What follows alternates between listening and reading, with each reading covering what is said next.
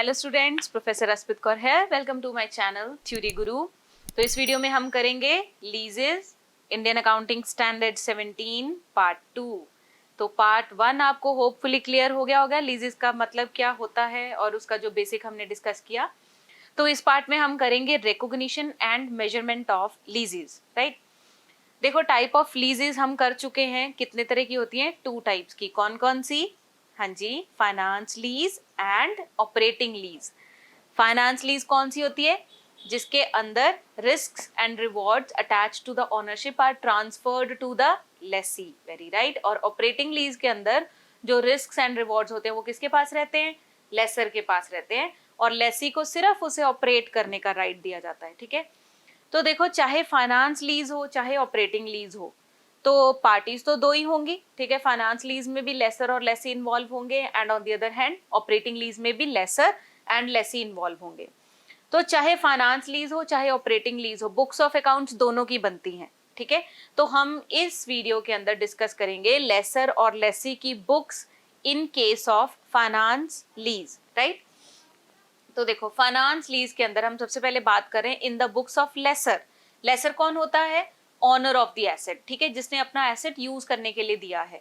तो वो अपनी बुक्स में दो तरह की रिकॉग्निशन करता है। पहले होती है इनिशियल रिकॉग्निशन, सेकंड होती है सब्सिक्वेंट, मतलब इनिशियल रिकॉग्निशन के इमीडिएट बाद वो सब्सिक्वेंट रिकॉग्निशन करता है, ठीक है। तो फर्स्ट ऑफ ऑल हम बात करेंगे इनिशियल रिकॉग्निशन की।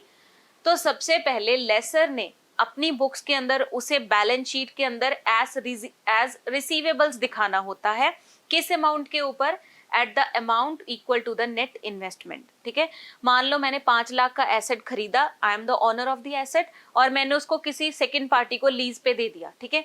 तो मैं हूं लेसर, तो मैं अपनी बैलेंस शीट के अंदर उस अमाउंट को एज रिसीवेबल शो करूंगी in case of finance lease, ठीक है। और दूसरी बात, treats as repayment of principal and finance income. और जितनी अमाउंट मुझे लेसी पे करेगा उसको क्या ट्रीट करना है?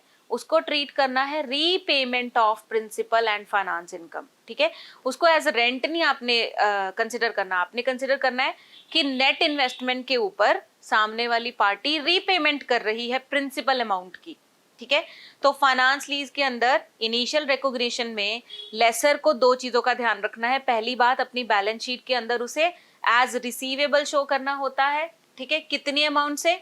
Amount of net investment. और दूसरी बात, उसे क्या ट्रीट करना है? As repayment of principal and finance income. फिर आता है सब्सिक्वेंट रिकॉग्निशन। इमीडिएट उसके बाद वो क्या करेगा? Recognition of finance income shall be based on a pattern. किस पैटर्न के ऊपर बेस्ड होनी चाहिए? Reflecting a constant periodic rate of return. मतलब इस तरीके से दिखानी है जो कि constant periodic rate of return बताए। जैसे मान लो 5 लाख का एसेट मैंने परचेज किया, ठीक है, और उसकी लाइफ अगर 5 साल है, तो constant periodic rate of return क्या बन जाएगा? हर साल 1 लाख, राइट, क्योंकि उसकी लाइफ ही 5 साल है। तो हम 5 लाख डिवाइडेड बाय 5 कर देंगे तो आ जाएगा 1 लाख। तो इस तरीके से दिखाना है कि constant periodic rate of return show हो, ठीक है। On the lessors net investment, obviously अभी मैंने बताया कि जितनी नेट इन्वेस्टमेंट उसने करी है उसके अकॉर्डिंगली कैलकुलेट करना है कि constant periodic rate of return क्या होगी। उसके लिए हमें क्या चाहिए होगा? लाइफ ऑफ द एसेट भी चाहिए होगी, ठीक है। अब हम बात करते हैं in the books of lessee. Lessee की बुक्स में ध्यान से सुनना है। लेसी कौन है? जिसने उसको रेंट पे लिया है, ठीक है, लीज पे लिया है, राइट।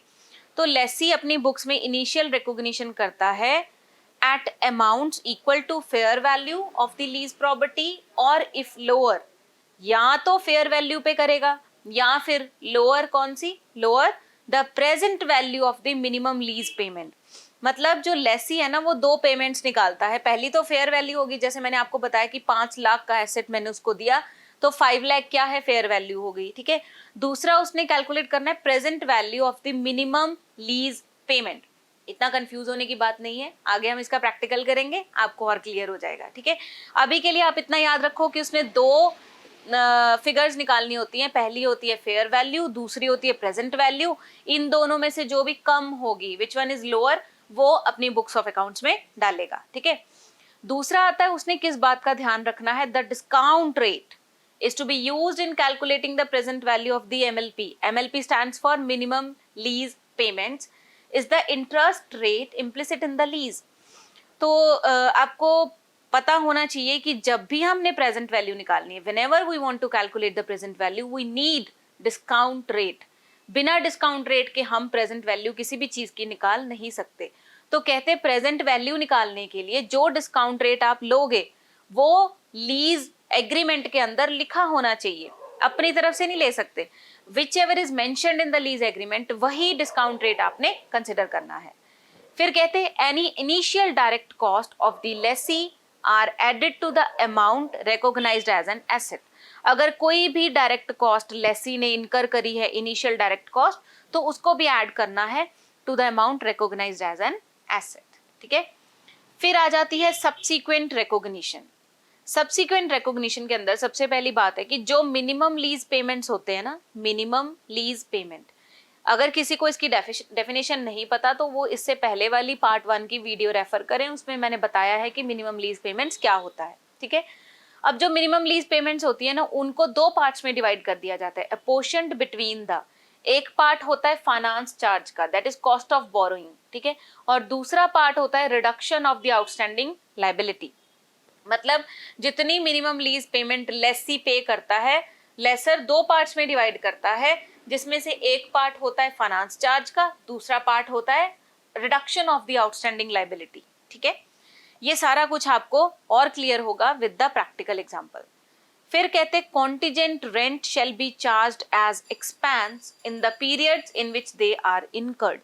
जिस पीरियड में कॉन्टिजेंट रेंट इनकर करा गया है उसी पीरियड में उसको एज एन एक्सपेंस रिकॉग्नाइज करना है. अब कॉन्टिजेंट रेंट भी जिसको नहीं पता वो इससे पहले वाली वीडियो रेफर कीजिए.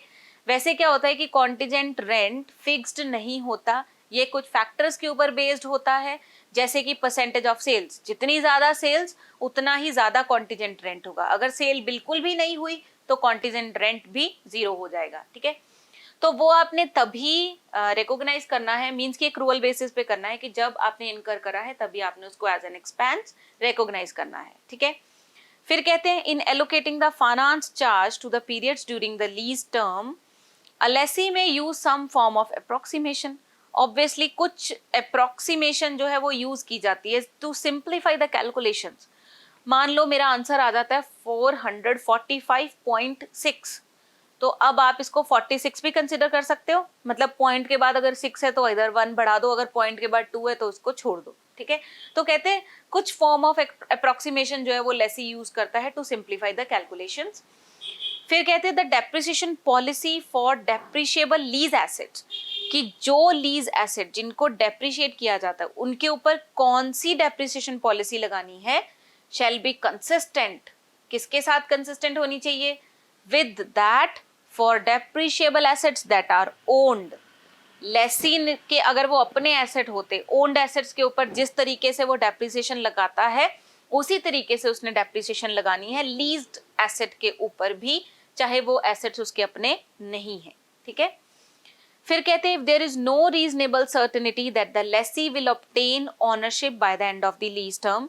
अगर ये सर्टेन नहीं है कि लेसी उस लीज टर्म के खत्म होते होते एसेट को परचेज कर लेगा, अगर ये मतलब सर्टेन नहीं है कि वो परचेज करेगा नहीं करेगा, कुछ नहीं पता, तो करना क्या है, एसेट को तब भी फुली डेप्रिशिएट कर देना है over the shorter.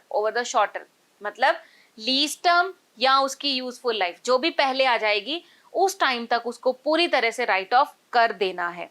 Asset shall be fully depreciable over the shorter. 2 dates आपने याद रखनी है, जो चीज इन दोनों में से पहले हो जाए, चाहे लीज टर्म पहले खत्म हो जाए चाहे उसकी यूजफुल लाइफ पहले खत्म हो जाए. ठीक है. तो जो भी पहले होगा वहां तक आपने एसेट को पूरी तरह से डेप्रिशिएट कर देना है, चाहे जो लेसी है वो उसको परचेज नहीं भी कर रहा. क्लियर हो गया?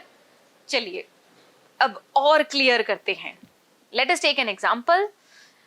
एएस लिमिटेड ने leased a machine to SB limited. SB limited को एक मशीन दी है लीज के ऊपर on the terms.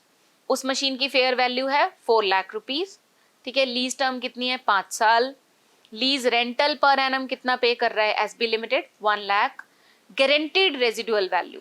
Guaranteed residual value मतलब कि एट द एंड 5 साल के बाद वो 20,000 की तो बिकेगी ही बिकेगी, जैसे हम स्क्रैप बोल देते हैं ना, गारंटेड है कि इतनी रेजिडुअल वैल्यू तो आपको मिलेगी।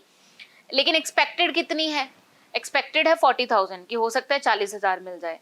तो अगर 40,000 में से 20,000 गारंटेड है तो बाकी का बचा हुआ 20,000 क्या हो गया? उसको हम अनगारंटेड बोल सकते हैं ना, कि वो 20,000 की कोई गारंटी नहीं है, मिल भी सकता है नहीं भी मिल सकता, लेकिन 20,000 की तो फुल गारंटी है कि वो रेजिडुअल वैल्यू मिलेगी ही मिलेगी। ठीक है।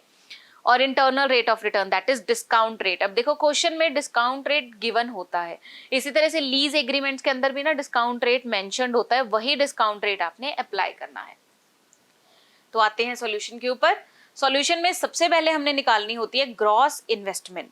ग्रॉस इन्वेस्टमेंट का फॉर्मूला क्या है? MLP that is minimum lease payments plus unguaranteed residual value. ठीक है। तो उससे पहले हमें क्या निकालना पड़ेगा? MLP। अब MLP क्या होता है? Minimum lease payment that is total lease rent plus guaranteed residual value. ठीक है। ये फॉर्मूलेज आपको लर्न करने पड़ेंगे। मिनिमम लीज पेमेंट का फॉर्मूला क्या है? Total lease rent. अब टोटल कितना लीज रेंट देना है उसने? देखो लीज टर्म कितना है? 5 साल। ठीक है। हर साल उसने कितने देने हैं? 1 लाख रुपीज। ठीक है। 5 into 1 लाख क्लियर हो गया। और guaranteed residual value is also given in the question, that is 20,000, and you will have to add this to the total lease rent, then the total amount comes to be 5,20,000। यहाँ तक clear हो गया। अब फिर से आते हैं gross investment के ऊपर। अब ग्रॉस इन्वेस्टमेंट में आपने MLP निकाल लिया, that is minimum lease payment. कितना आया है? जो ब्लू में आया है that is 5,20,000 plus unguaranteed residual value. अभी मैंने आपको बताया एक्सपेक्टेड कितनी है? 40,000, उसमें से गारंटेड कितनी है? 20,000, तो बचा कितना? 20,000, वो क्या है? अनगारंटेड। ठीक है। तो दिस कम्स टू बी 5,40,000। ये है हमारे पास ग्रॉस इन्वेस्टमेंट। क्लियर? 5,40,000। पहले हमने ये निकालनी है, फिर हमने निकालना होता है प्रेजेंट वैल्यू ऑफ MLP।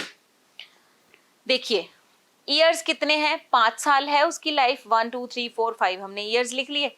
और नीचे ये मतलब लास्ट ईयर में ही हमें गारंटेड रेजिडुअल वैल्यू भी रिसीव होगी और अनगारंटेड रेजिडुअल वैल्यू भी रिसीव हो सकती है, ये श्योर नहीं है। ठीक है। तो हमने ईयरली लीज रेंट कितना पे करना है? 1 लाख 1 लाख 1 लाख, वो हमने 5 बार लिख लिया, 5 लाख हो गया टोटल।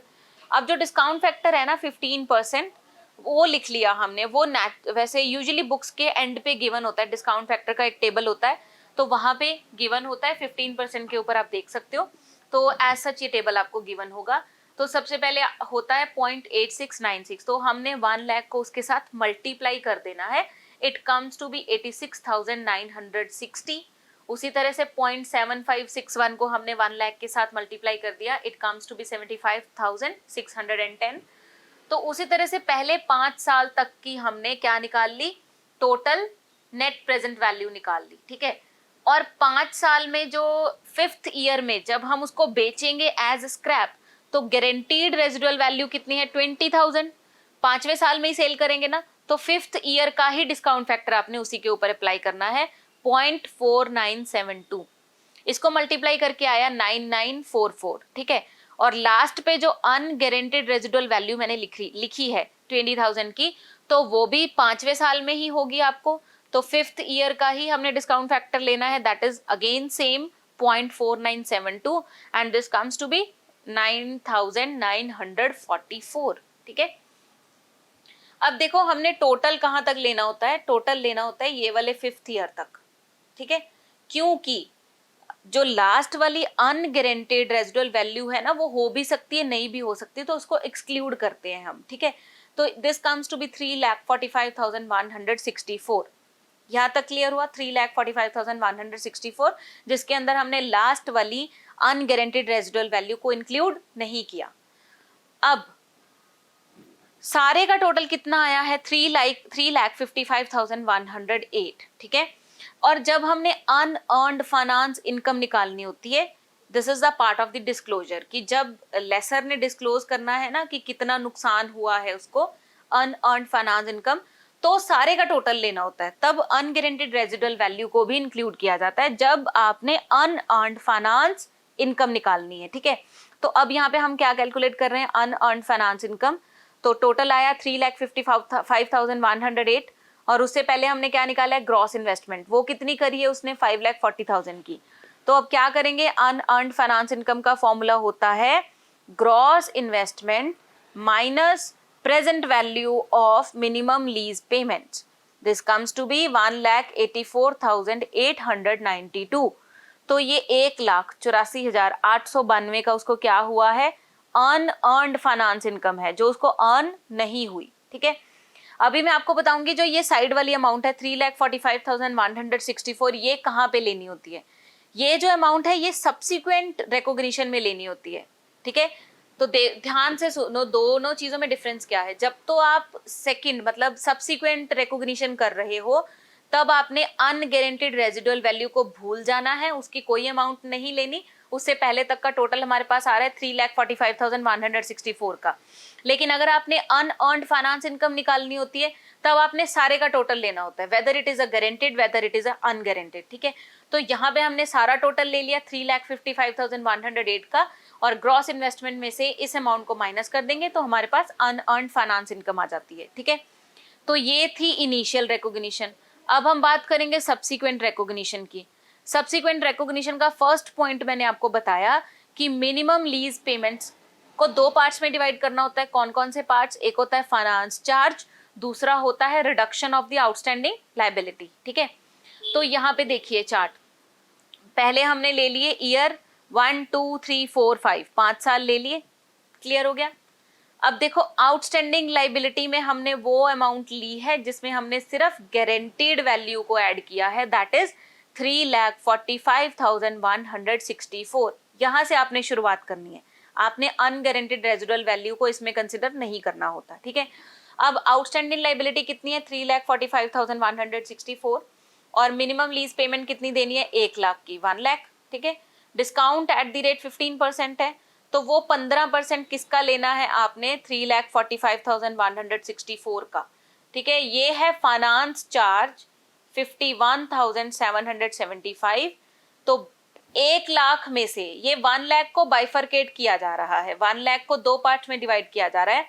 15% फाइनेंस चार्ज है। ठीक है, तो 1 लाख में से इस अमाउंट को माइनस कर दो, बाकी पीछे बचा 48,225, वो क्या है reduction of the outstanding liability. Clear हुआ, आपने मिनिमम लीज पेमेंट को दो पार्ट्स में डिवाइड करना है, मतलब आपने 1 लाख को दो पार्ट्स में डिवाइड करना है। पहले में फाइनेंस चार्ज निकाल रहे हैं, डिस्काउंट रेट 15%, किसका 15% करना है आउटस्टैंडिंग लायबिलिटी का। अब आउटस्टैंडिंग लायबिलिटी का 15% किया तो 51,775 आ गया, इसको 1 लाख में से माइनस कर दीजिए, जो बचा वो रिडक्शन ऑफ आउटस्टैंडिंग लायबिलिटी है। अब अगले साल की आउटस्टैंडिंग लायबिलिटी कैसे लेनी है, 3,45,164 में से लास्ट वाला कॉलम माइनस कर दीजिए, रिडक्शन ऑफ आउटस्टैंडिंग लायबिलिटी, मतलब रिड्यूस हो गई, इतने से हमारी लायबिलिटी रिड्यूस हो गई।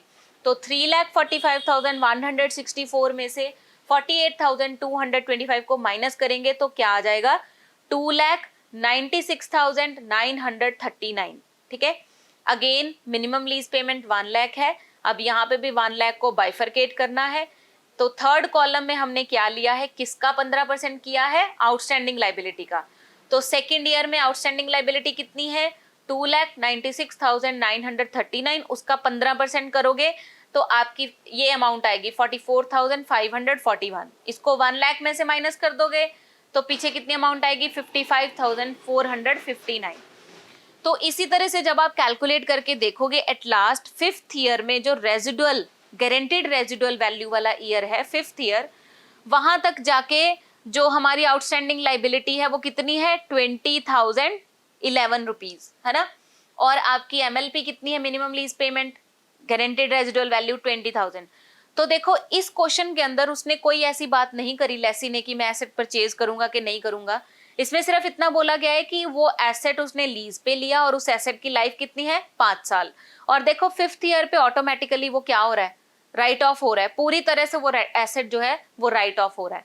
तो या तो लेसी परचेज कर लेता है, अगर लेसी ने नहीं परचेज करना तो विच एवर इज अर्लियर, चाहे तो लीज टर्म पहले है या फिर उसकी एसेट की लाइफ पहले है। ठीक है, दोनों में से जो भी चीज पहले आएगी उस टाइम तक उसको पूरी तरह से क्या कर देना है right of. So this is how in the 5th year the asset would be write off. Clear हो गया? अब हम इसी के अंदर बात करेंगे डिस्क्लोजर्स की under finance lease in the books of lessee. Lessee ने क्या क्या चीजें डिस्क्लोज करनी होती है? कॉन्टिजेंट रेंट उसने कितना पे किया है, ठीक है, उसको एज एन एक्सपेंस रिकॉग्नाइज करना होता है उसने, कि उसने कॉन्टिजेंट रेंट के तौर पे कितना एक्सपेंस करा है. और उसने क्या बताना होता है? उसने बताना होता है net carrying amount for each class of asset. हर एक लीज्ड एसेट की नेट कैरिंग अमाउंट वो क्या ले रहा है ये उसने डिस्क्लोज करना होता है. Terms of renewal of lease and escalation clauses, कोई भी टर्म ऐड हुई है या फिर लीज रिन्यू हुई है या फिर एस्केलेशन क्लॉजेस. एस्केलेशन क्या होता है? मान लो मैंने 15 साल के लिए कोई एसेट लीज पे लिया है, तो क्या 15 सालों में उस हर एक चीज की अमाउंट सेम रहेगी? इन्फ्लेशन कंसिडर नहीं करेंगे. 15 सालों में अमाउंट किसी ना किसी चीज की भी तो बढ़ेगी ही ना. उसको एस्केलेशन क्लॉजेस बोलते हैं कि due to the passage of time changes occur in the monetary terms, तो उसको हम एस्केलेशन क्लॉजेस बोल देते हैं. ठीक है. तो उसके अलावा कोई भी restriction imposed by lease arrangement regarding payment of dividends और सब लीज, अगर कोई भी रिस्ट्रिक्शन उसके ऊपर लगाई गई है लेसी के ऊपर डिविडेंड्स को लेके, ठीक है, सब लीज को लेके, तो वो भी उसने डिस्क्लोज करनी है. उसने रिकंसाइल करना है किसको? फ्यूचर मिनिमम लीज पेमेंट्स को विद द प्रेजेंट वैल्यू. अभी अभी आपने देखा कि मिनिमम लीज पेमेंट्स को कैसे प्रेजेंट वैल्यू में कन्वर्ट करते हैं, तो उसने रिकंसाइल करना है इन सारी चीजों को. फिर है future minimum sub lease payments expected to be received. अगर वो उसको सब लीज पे दे रहा है, पहली बात तो सब लीज क्लियर होना चाहिए आपको, कि मान लो मैंने किसी से लीज पे लिया एसेट और मैंने फर्दर किसी थर्ड पार्टी को लीज पे दे दिया, वो होती है सब लीज. ठीक है. तो अगर कोई सब लीज से मुझे पेमेंट रिसीव होने वाली है, एक्सपेक्टेड टू बी रिसीव्ड ना, तो वो भी डिस्क्लोज करना जरूरी होता है in the books of lessee. अब हम बात करेंगे in the books of lessors. Lessor कौन होता है? Owner of the asset. ठीक है. तो ऑनर ने क्या क्या डिस्क्लोज करना है? Contingent rent recognised as income, कितना कॉन्टिजेंट रेंट उसको रिसीव हुआ है एज इनकम, और अनअर्न्ड फाइनेंस इनकम कितनी हुई है उसको. अभी मैंने आपको कैलकुलेट करके बताया कि अनअर्न्ड फाइनेंस इनकम कैसे कैलकुलेट करते हैं. ठीक है. और एक बात का ध्यान रखना है, जब भी हम अनअर्न्ड फाइनेंस इनकम को कैलकुलेट कर रहे हैं तब आपने अनगारंटेड रेजिडुअल वैल्यू की नेट प्रेजेंट वैल्यू को भी कंसिडर करना है. ठीक है. फिर information regarding any material arrangements made by lessor. अगर लेसर ने कोई भी मटेरियल अरेंजमेंट, मटेरियल मतलब जो जिसका बहुत इंपॉर्टेंट इफेक्ट है एग्रीमेंट के ऊपर, ठीक है, लीज एग्रीमेंट के ऊपर, तो उसके बारे में भी इंफॉर्म करना जरूरी है. राइट. उसके बाद उसने भी रिकंसाइल करना है किसको? Reconciliation between gross investment and present value of MLP, minimum lease payment, इनको रिकंसाइल करना है. ठीक है. फिर अनगारंटेड रेजिडुअल वैल्यू, कि कितनी रेजिडुअल वैल्यू है विच इज अनगारंटीड, इसको भी डिस्क्लोज करना जरूरी है. तो होपफुली आपको यहाँ तक क्लियर हो गया होगा. ठीक है. तो नेक्स्ट वीडियो में हम क्या डिस्कस करेंगे? Regarding operating lease in the books of lessor, in the books of lessee, and regarding measurement and recognition. Right. तो अगर आपको ये वीडियो अच्छी लगी हो तो और बच्चों के साथ शेयर कीजिए, सब्सक्राइब कीजिए चैनल को. तो इसी तरह से जुड़े रहिए हमारे चैनल थ्योरी गुरु के साथ, which is providing best confined theory notes of commerce. Thank you so much for watching. Have a nice day.